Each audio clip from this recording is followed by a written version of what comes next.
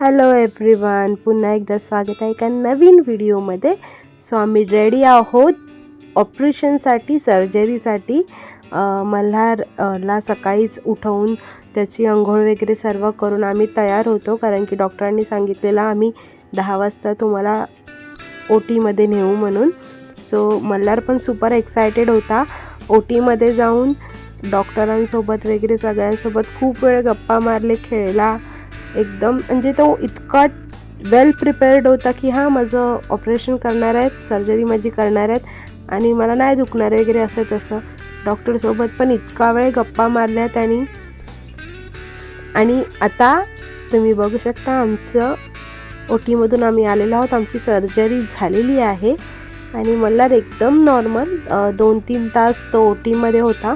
त्यानंतर जेव्हापासून शुद्ध आली तेव्हापासून एकदम नॉर्मल होता आणि थोडंफार दुखत होता, पण त्याच्याकडे तेवढी सहनशीलता आहे.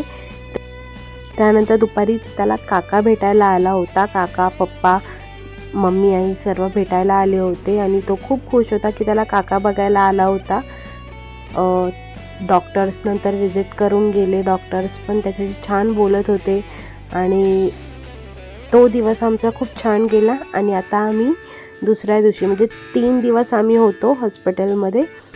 तर तिसऱ्या दिवशी आम्हाला डिस्चार्ज दिला. सो डिस्चार्जच्या वेळेला वाडी हॉस्पिटलखाली एक घंटा गणपतीचं मंदिर आहे. सो तिथे प्रफुल्लने घंटा आणली होती, कारण की जर तिथे कोणाचं ऑपरेशन वगैरे काही असलं की त्या गणपतीसमोर लोक प्रार्थना करतात, सगळं व्यवस्थित पार पडू दे. आणि ते व्यवस्थित पार पडलं की देवासमोर मंदिरामध्ये घंटा बांधतात. सो आम्ही पण तसंच केलं.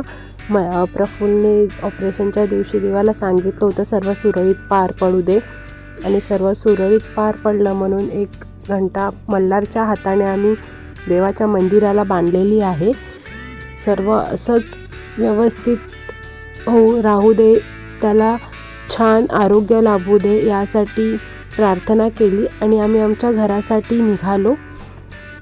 3 दिवसाचा खूप ताण होता, पण सगळं व्यवस्थित पार पडून घरी चाललो आहे याचं खूप छान सॅटिस्फॅक्शन आहे. मल्हार पण खूप खुश होता.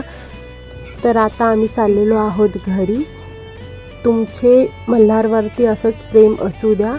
भेटूया नेक्स्ट व्हिडिओमध्ये. तोपर्यंत bye bye. Have a good day.